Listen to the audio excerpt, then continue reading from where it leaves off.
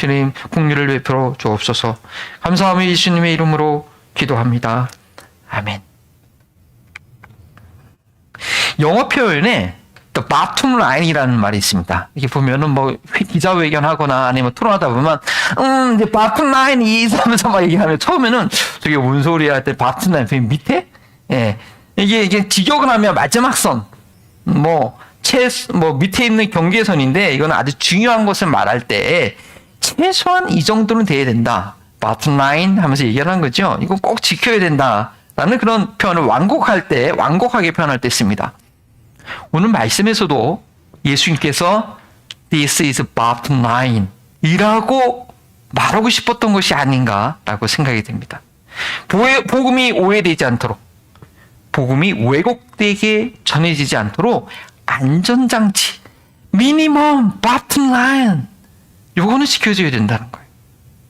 값싼 은혜라는 말 여러분 많이 들어보셨을 것입니다. 누구죠? 그때 우리 보네퍼 목사님 영화도 같이 봤는데 이 보네퍼 목사님께서 일제된다. 나치 정권 아래 이 독일 교회가 그 악한 조건에 야합하는 모습을 보면서 한탄하면서 하나님께서 자신의 독생자를 내어주신 그런 아주 값비싼 은혜를 아주 값싸게 이었던 그런 그리스도인들을 비판한 그런 단어입니다. 나를 따르라는 그 책이 처음으로 이 값싼 은혜라는 표현을 하면서 신랄하게 비판을 했죠. 그래서 그분은 충분히 살 수 있었는데도 죽음의 길을, 교수형의 길을 도망치지 않고 했던 것을 제가 영어에서 보지 않았습니까? 그래서 그분이 이게 쓴 단어인데 거기에 오늘날까지 계속 회자되고 있습니다. 근데 사실은 이 값싼 은혜에 대한 경고는 성경에 이미 나와 있습니다. 여러분들도 기억하실 거예요. 고린도후서 2 Corinthians chapter 6:1에 보면 이런 말씀이 있습니다. 우리는 하나님과 함께 일하는 사람으로서 여러분에게 권면합니다. 뭐라고요? 하나님의 은혜를 헛되이 받지 않도록 하십시오. 하나님의 은혜를 헛되이 받지 말라라고 사도 바울이 경고하고 있습니다. 그 6장 전체를 보면 바울이 자기가 어떻게 복음을 위해서 고생했는지를 쭉 열거하면서 내가 이렇게 수고하면서 이 값어치 있는 복음을 전했는데 하나님의 은혜를 헛되이 여기지 말라, 헛되게 받지 말라라고 이 방종한 삶을 살고 있던 고린도 교회의 성도들에게 경고하고 있었던 것이죠. 이 값싼 은혜에 대한 경고는 바로 초대 교회 때부터 사실은 있었던 것입니다. 복음이 잘못 전해지고 잘못 이해될 위험은 복음이 처음 증거될 때부터 이미 나타났던 것이죠. 예수님께서는 그걸 아셨기 때문에 오늘 말씀을 통해서 This is bottom line 이라고 설명해 주시는 것입니다. 무엇이 bottom line인가 이제 본론에서 말씀드리고 복음은 참으로 우리의 모든 무거운 짐을 벗겨주고 평안을 주고 절대 풀 수 없었던 숙제를 너무나 쉽게 풀어주는 그런 너무나 굿 뉴스인데 이러한 하나님의 은혜를 우리가 헛되이 받게 되는 자가 되지 않도록 하나님의 귀중한 은혜가 싸구려가 되지 않도록 오늘 예수님의 말씀이 이해가 안 되는 것이 아니라 아주 무게감 있게 우리에게 받아들여져야겠습니다. 오늘 말씀에는 예수님 주변에 세 부류의 사람들이 등장합니다. 여러분 본문 읽으시면서 그 상황을 생각해 보십시오. 같은 자리에 있지 않았지만 예수님을 죽이려고 했던 대제사장들과 백성들의 장로들이 있었습니다. 그리고 거의 그 사람의 등장과 마지막에는 가룟 유다가 나오죠. 같은 부류의 사람들이죠. 그리고 예수님께 앞으로 다가올 시간들을 이해하지 못하고 아주 예수님을 초라하게 만드는 그런 제자들의 분노가 있었고요.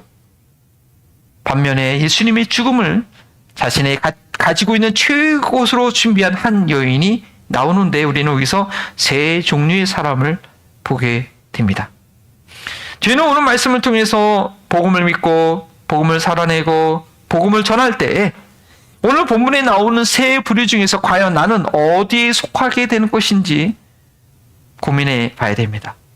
감히 내가 그 옥합을 드린 그 여인에 속할 수 있을까라고 좀 자신감 없게 생각할 수도 있고 우리도 제자들 같겠지라고 하지만 내가 가는 유다는 아니겠지라고 생각할 수 있지만 우리의 믿음의 현실은 우리 자신을 잘 돌아봐야 합니다.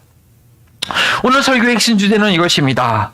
이것이 안 되면 저희도 언제든지 이거를 저기 파워포인트로 옮겨주셔야 됩니다. 가룟 유다가 될 수 있다는 것 한번 따라해볼까요? 복음은 가장 귀한 가치로 전해져야 된다. 네. 복음은 가장 귀한 가치로 전해져야 되는 것입니다. 첫 번째, 배신자 가룟 유다에 관한 얘기를 봅시다. 먼저 예수님을 죽이려고 했던 이들에 속합니다. 물론 저희들은 이 분류에 속해 있지 않고 나중이라도 그렇게 되지 말아야겠지만 현실은 예수님의 12제자 중에 한 사람이었던 가룟 유다가 예수님을 죽이려 했던 이들의 아주 핵심적인 역할을 하고 말았다는 것이죠.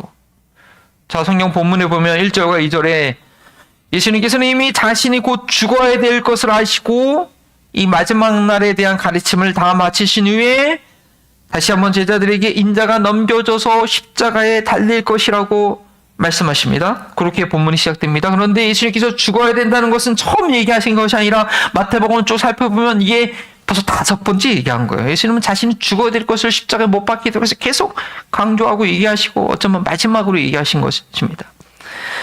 이러한 그 예수님의 타이밍에 화답이나 할 듯이 그 다음 장면을 보니까 물론 같이 있는 공간은 아니지만 3절에 대제사장들, 제사장 그룹이 열이 있죠. 대제사장 순번으로 돌아가면서 했으니까 대제사장 역할을 했던 사람들이 쭉 원로들이 모입니다. 어디에 모이느냐? 그 당시에 대제사장에 있던 가야바라는 그 사람의 관저에서, 그 사람의 집에서 모이는데, 또한 백성의 장녀들도 함께 모이는데 엄청난 모임이에요.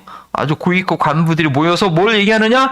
예수님을 잡아 죽일 계획을 합니다. 네.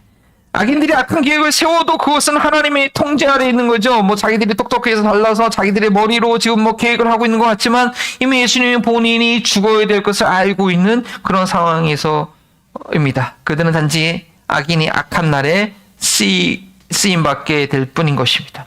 그런데 문제는 가룟 유다입니다. 가룟 유다도 악한 날에 악하게 쓰임받았을 뿐인가? 예수님과 3년간 동고동락하였고 예수님께서 행하신 기적을 친히 눈으로 보았고 예수님께 파송을 받으면서 복음을 전할 때 능력도 체험했을 것입니다. 그리고 이 가룟 유다는 당시 종교 지도들처럼 대놓고 예수님을 반대하는 그런 이가 아니었습니다. 다른 제자들과 같이 모든 것을 가족을 다 뒤로하고 모든 소유를 다 뒤로놓고 예수님을 따르던 제자, 그 중에서도 뽑힌 12사도였습니다. 그리고 예수님은 이 가룟 유다를 요한복음을 보니까 사랑하시되 끝까지 사랑하셨습니다. 그리고 그가 알아들을 수 있도록 계속해서 얘기를 하십니다. 너 지금 그런 생각하고 있는데 그건 아니야 하면서 계속 경고를 해주셨습니다. 그런데 이런 가룟 유다가 예수님을 배반했다는 것은 선을 이루기 위한 악이라는 그런 신학적 이해로 넘길 것이 아니라 이것이 오늘날 믿는 이들의 현실이라는 것을 우리는 인정할 필요가 있습니다. 지금으로 말하면 매주 교회 나와서 예배드리고 교회에서 목사, 집사, 직분을 받아서 여러 가지 사역을 능력 있게 감당했지만 결국에는 다 그런 건 아니지만 각 열에 하나 보면 종종 보면 12명에 한 명의 가룟 유다가 있었으니까 종종 그 중에는 종종 교회를 너무 힘들게 하고 주님의 몸된 교회를 힘들게 하는 이들이 가끔 뉴스에 나오고 우리 주변에서 경험하게 되는 것입니다. 그들은 왜 그랬을까요? 결국은 가룟 유다 같은 그런 이유 때문에 그렇습니다. 가장 큰 이유는 예수님을 최고의 가치로 두지 못했기 때문입니다. 그러면 결국 가룟 유다의 마음을 갖게 되는 것입니다. 가룟 유다는 돈을 사랑했고 자신의 기대에 부응하지 못했을 때 마귀가 그 생각에 들어가고 말았습니다. 가룟 유다는 예수님을 은 30에 팔아넘길 흥정을 합니다.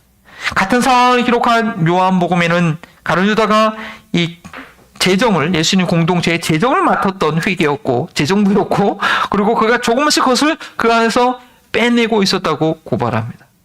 예수님께서 계속해서 자신을 죽어야 된다고 말씀하시니 지금으로서 5번째 그렇게 말씀하시니까 가룟 유다가 저희 상상력에 의하면 우리가 기대했던 그런 메시아는 아닌겨벼 하고 실망을 했던 것은 아닐까요? 예수님의 죽음은 그의 제자였던 자신의 죽음을 의미했기 때문에 아이고 안 되겠다. 차라리 내가 살 길을 살아야겠다. 차라리 몸값으로 은전 30개를 받아서 내 자신의 살 길을 찾아야겠다라고 생각할 수 있었던 것이죠. 당시 은화 30개는요. 노예, 종의 몸값에 해당했다고 합니다. 33년간 예수님의 가르치심과 치유하심과 전파하심의 놀라움을 경험했지만 가룟 유다에게 죽음 앞에서의 예수님은 이 종의 몸값 가치밖에 되지 않았던 것입니다. 고작 그 가치의 예수님을 넘기려고 했습니다. 죽음이 끝이라고 생각했으니 그럴 수밖에 없는 것이죠. 예수님을 최고의 가치로 그러니까 높이지 않으면 바로 그 다음은 가룟 유다처럼 재물이 우리의 마음속에 들어오게 됩니다. 돈을 사랑함이 일만 악의 뿌리라고 했습니다.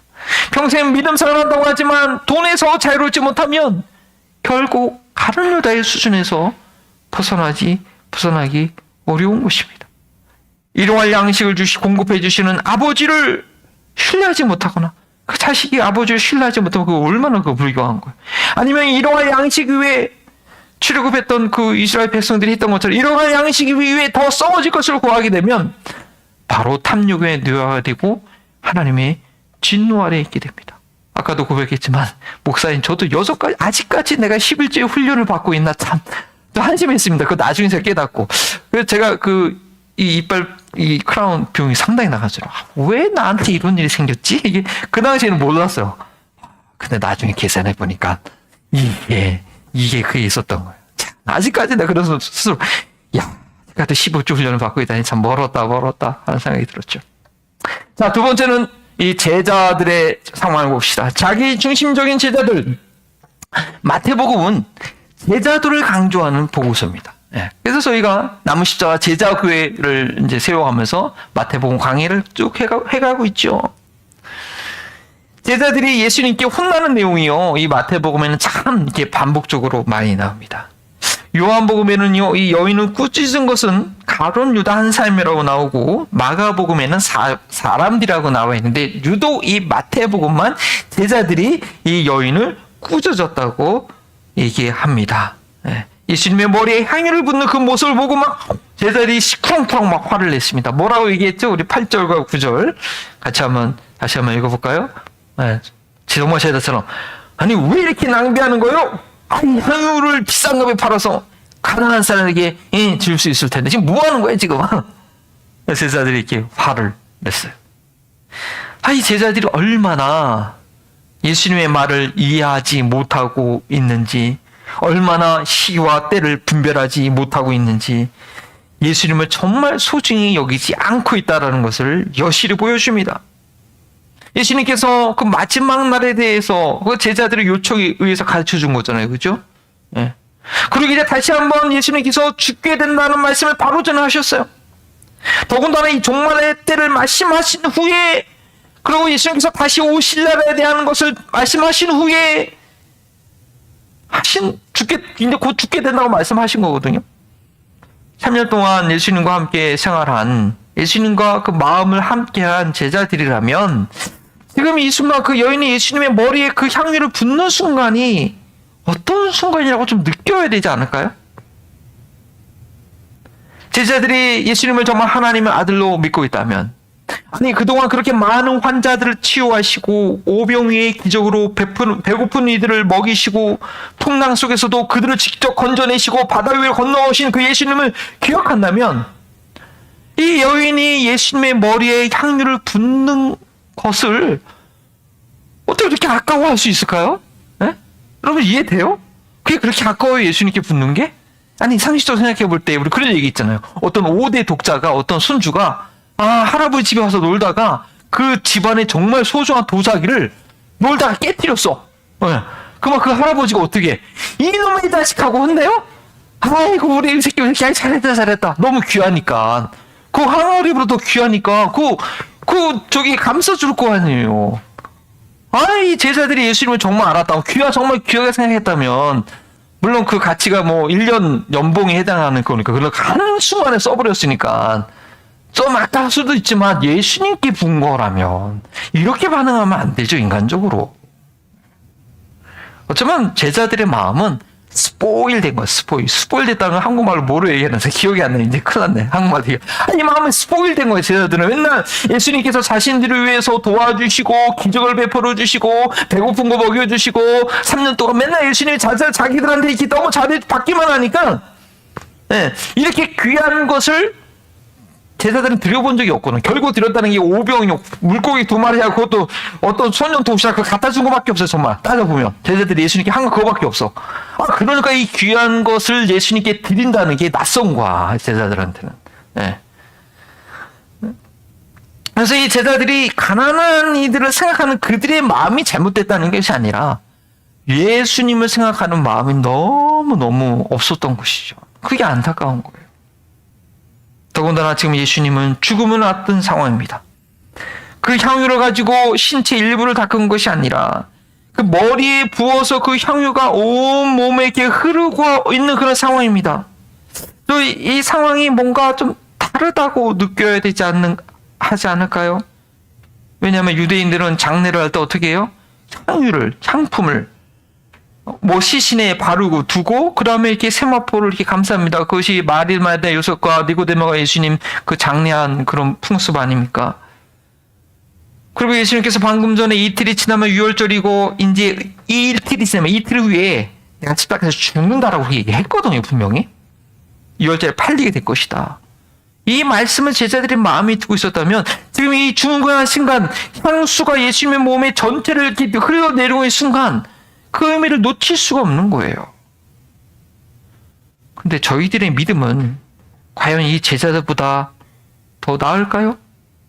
우리가 성령 충만을 받지 못하면, 성령의 열매가 없어서 늘 성령의 인도하심을 받지 못하면 저희도 마찬가지입니다. 예수님을 믿는다는 게 뭐예요? 그저 내가 원하는 것 뭐든지 내 이름으로 구하면 다 이루어지리라, 이것만 알아서 그냥 예수님의 이름으로 믿사오니 주십시오, 해결해 주십시오. 예수님께 받아내는 것에만 익숙하지, 예수님께서 뭘 원하시는지, 예수님께서 뭘 하기 원하시는지, 나를 어떻게 사용하기 원하시는지, 내가 예수님 위해서 뭘 할 수 있을까 고민하는 것은 뭐야, 왜 그렇게 해야 돼? 너무 낯선 믿음의 태도가 아니었습니까? 교회 공동체에서 누군가가 그런 나눔을 하면 저 사람 무슨 얘기하는 거 도대체? 아니면 아이고 혼자 잘난 차네 하고 마음속으로 핀잔하고 있던, 이 여인을 핀잔했던 것처럼 하는 우리의 마음은 아니었습니까? 네, 저희는 그렇습니다. 네. 원래 저희 수준은 원래 그렇습니다. 그러나 낙심하지 마십시오. 예수님의 제자는 하루아침에 만들어지지 않습니다. 예수님과 3년 동안 합숙생을 한 제자들도 유명인데 저희가 이 정도 믿음과 소망이 있는 겁니다. 네. 저희가 단지 예수님 제자로서 계속 훈련을 받아야 된다는 그런 겸손함을 놓치지 않는다고 한다면 변화와 성장은 계속될 것입니다. 성령님께서 우리의 영혼을 아주 민감하게 만들어 주실 것입니다. 누군가 나를 위해서 기도할 때 내가 변화되는 것, 내가 이렇게 해야 된다는 것을 느껴질 수 있을 것입니다. 성령님께서 우리의 모든 것을 가장 가치 있는 것을 위해 드리게 하실 때 우리도 순종할 수 있을 것입니다. 오늘 말씀에 나온 이 무명의 여인처럼요. 예수님을 존귀케 하는 여인의 모습을 한번 봅시다. 이 장면을 잘 포커스를 그쪽으로 보셔야 됩니다. 우리가 정말 주목해야 될 분은 바로 이분입니다. 이 이름 없는 여인입니다. 물론 요한복음에는 마르다와 나사로의 누이 마리아라고 이름이 나와 있습니다. 누가복음에도 비슷한 내용이 있는데 거기는 한 죄인의 여인이라고 얘기하고 있습니다. 아마도 막달라 마리아라고 추정하고 있죠. 그래서 찬송가에도 막달라 마리아 본받아서 이렇게 가사가 나와 있는 것이죠. 중요한 것은 그 여인이 누구가가 아니라 그 여인이 누구에게 무엇을 했느냐가 중요한 것입니다. 우리 주 예수님께서는 이 세상의 그 누구에게라도 가장 존귀한 것으로 높임을 받으셔야 될 분입니다. 이 세상에서 가장 영향력 있는 그런 권력자에게도, 또 동일하게 옥에 갇혀있는 가장 비참한 사형수에게도 동일하게 높임을 받으셔야 될 분입니다. 이 여인은 예수님을 자신이 가지고 있는 가장 귀한 것으로 높였습니다. 예수님의 가치가 이 향유만큼밖에 되지 않는 것은 아니죠. 네. 마가복음의 기록에 의하면 이 향유의 가치는 300데나리온, 바로 하루 노동자 일하는 법이 한 데나리온이니까 1년 연봉. 보통 회사원 아니면 뭐 이렇게 시간당 일하시는 분 하면 1년에 한 3만 불 정도 번다고 하면 오늘날 그 3만 불짜리를 한꺼번에 그냥 써버린 거예요. 그 자리에서. 네.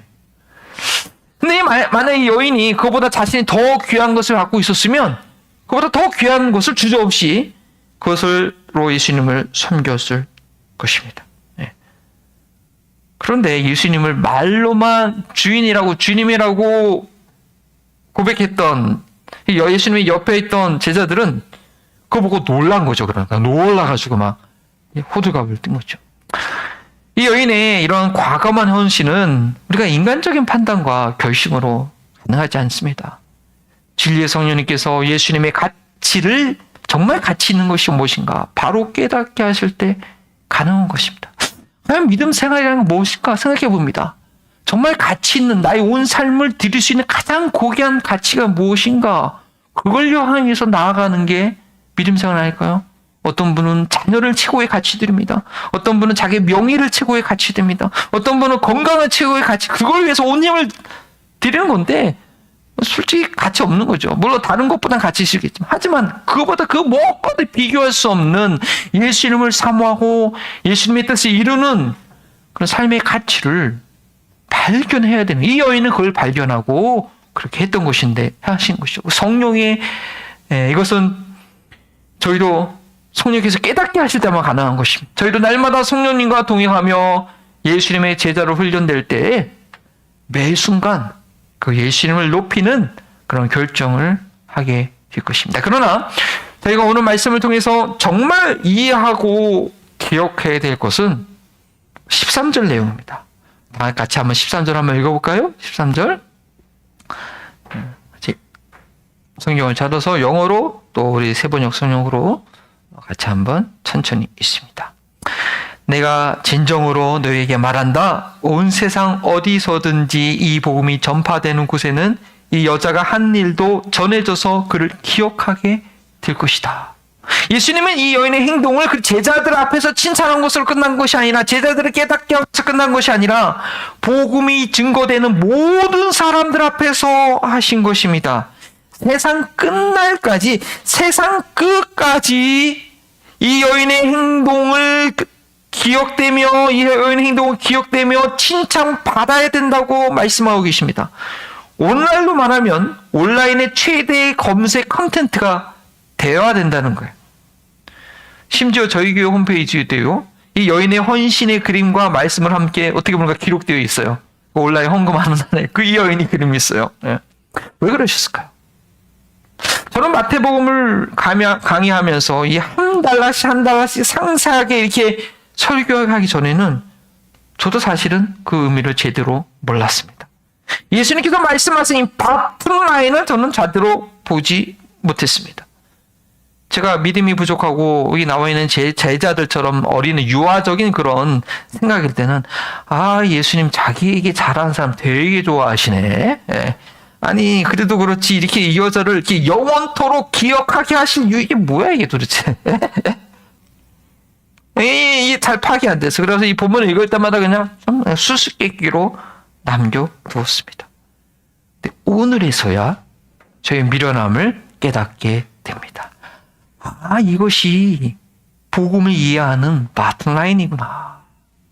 복음을 전할 때, 복음을 받아들일 때 1년치의 임금을 한 번에 예수님께 쏟아부은 이 여인의 행동을 이해하지 못하면 저희는 복음을 믿는다고 하지만 가룟유다처럼 탐욕에 눈이 멀어 예수님을 충분히 배반할 수 있고, 제자들처럼 주세요 주세요 라고만 하고 예수님께는 드릴지 모르는 그런 어린아이로 머물게 되는 것입니다.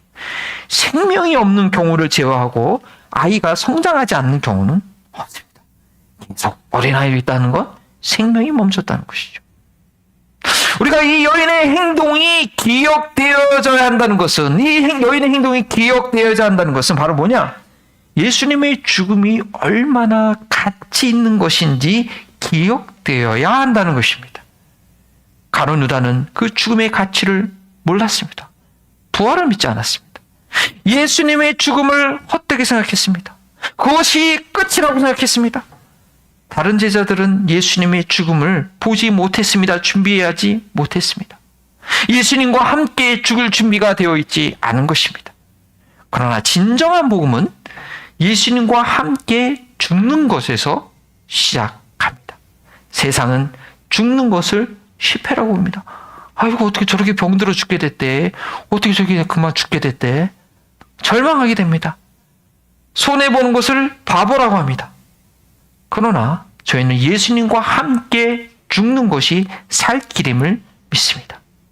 이 여인은 예수님의 죽음을 너무나 소중하게 여기서 본인이 알고 있는지 모르겠지만 결론적으로는 예수님의 죽음을 너무나 소중하게 여긴 것이 되었습니다. 1년치 임금을 한 번에 예수님의 몸에 부음으로써요. 복음은 결코 값싼 것이 아닙니다.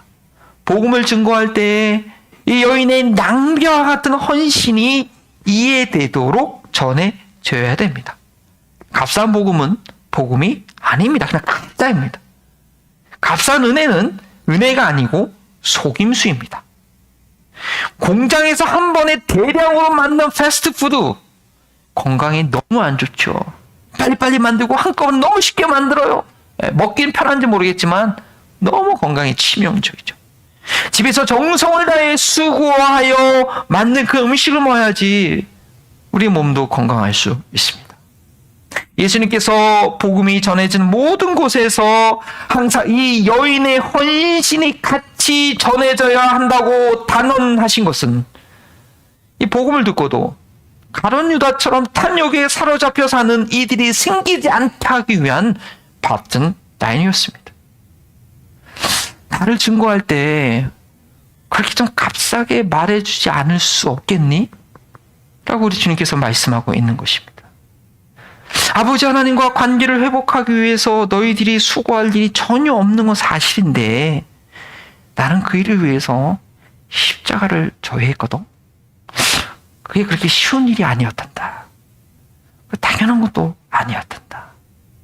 너희들이 그걸 알 수 있을까? 나와 같이 죽어보면 알 것 같은데.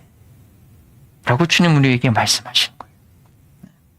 제가 교회를 막 개척하고 하는데 작년 4월에 아내가 손해위축증이 나는 진단을 받는 순간 와, 이거 어떻게 해야 되나. 너무 다운되는 거죠. 이거 목회를 그만두고 교회 개척이고 말고 저 아내 살리는 게 먼저겠구나. 한참 고민하고 그러다가 이제 스페셜 닥터를 만나고 제가 생각할 정도의 그 상황은 아니었어요. 다행히. 다행히 그렇구나. 이제 바로 죽는 건 아니구나. 그래서 이제 그 여름을 지나갔는데 근데 이제 아무래도 아내 몸이 이사 오면서 아내 몸이 더 다운되고 그러니까 한국을 아내가 가야 되는 게 아닌가 생각 좀 한국 가고 그러면 앞으로 사랑이하고 나하고 둘이서 예배를 드려야 되나? 이거 너무 실망이 됩니다. 너무 낙심되는 거예요, 이게. 그래서 이제 아내가 한국 가긴 가야겠는데 못 보내겠는 거야, 못 보내는 거야. 가면 나 혼자 어떡해. 그런데 제가 알고 있던 한 목사님 전도사 살 때 2년 같이 사역해서 같은 교회에서 저희도 그때 결혼하고 그분도 결혼하시고 신혼부부로서 같이 잠깐 교제했던 부부인데 그분이 저희 소식을 제가 기도 편지를 보내니까 저희 소식을 듣고 연락이 온 거예요. 연락이 왔는데 그분이 부르키나파소라는 아프리카에서 사역하시는 목사님. 그분도 선교사죠. 후원받아서 선교하시는. 근데 목사님 한국 사모님 빨리 보내셔야 된다고. 저는 땡스기비나 보내고 좀 보낼 생각은 아니라 빨리 지금 보내셔야 된다고. 제가 비행기표 보내드릴 테니까 가시라고. 근데 말도 안 되는 거예요. 그분 사정이나 저 사정이나 거기서 어울 것 같은데 아니라고. 내가 목사님 제가 정말 비즈니스 표를 보내드려야 되는데 그건 안 되고 그래서 좀 최선을 다해서 하시니까 빨리 보내시라고. 바로 통장에 돈을 넣으시는 거예요. 와, 제가 그분이 그렇게 그리고 목사님 저희 자녀들하고 같이 사모님 위해서 좀 밤마다 기도한다. 우리 애들도 기도하지 않는데 그 목사님은 자기 자녀들과 모여서 우리 위해서 기도한다는. 와, 내가 그 소리를 들으면서 정말 이 예수님의 이 헌신, 우리가 뭔데, 우리 아내가 뭔데, 사모님 비즈니스석으로 보내드려야 되는데, 근데 그분의 그 헌신을 이제 듣고 나서 내 헌신이겠구나. 다른 게, 그러니까 좀 이렇게 낙심되고 좀 그렇다가도 그분이 그렇게 우리를 위해서, 아니, 하나님께 순종한 거죠. 그죠? 예. 그걸 보니까 정신이 빡빡 드는 거예요. 예. 그 헌신을 아니까, 나를 위해서 그렇게 헌신하신 분이 있다는 걸 알 때, 내 삶이 변화가 되고, 정말 내가 가치 있는 삶이구나. 라고 변화를 주시는 거죠. 왜 예수님 믿는데도 변화가 안 되는가? 예수님의 죽음을 몰라서 그래요. 아이고, 가난한 사람이나 도와주지. 복음을 이렇게 생각하는 예수님 죽음이 얼마나 가치 있는 건지 모르니까 복음을 믿어도 변화가 안 되는 거죠. 그래서 우리 예수님께서는 복음이 전해지는 곳마다 이 여인의 헌신이, 내 죽음이 무엇인지 보여주는 이 헌신이 같이 전해져야 된다고 얘기하신 것입니다. 예수님의 진정한 제자가 되는 길은 예수님과 함께 죽음으로 시작됩니다. 그리고 그것은 참으로 가치 있는 일입니다. 기도하시겠습니다. 주님 감사합니다. 그동안 저희가 이 말씀을 보면서도 이 여인의 헌신이 복음이 전해지는 곳마다 증거되어지고 기억되어져야 했는데 참으로 저희가 그 의미를 몰랐습니다. 제자들처럼 불평했습니다. 아니, 가룟 유다처럼 탐욕에 잡혀서 예수님의 죽음과는 예수님의 죽음을 헛되이 여기는 그런 우리 위대함이었습니까? 주님 불쌍히 여겨주시고 이제라도 복음을 증거할 때 낙심하지 않고 가장 가치 있게, 가장 귀하게 나를 희생해서 복음을 증거하며 또 그 복음을 경험하는 저희를 되게 하여 주시옵소서. 감사하며 예수님의 이름으로 기도합니다.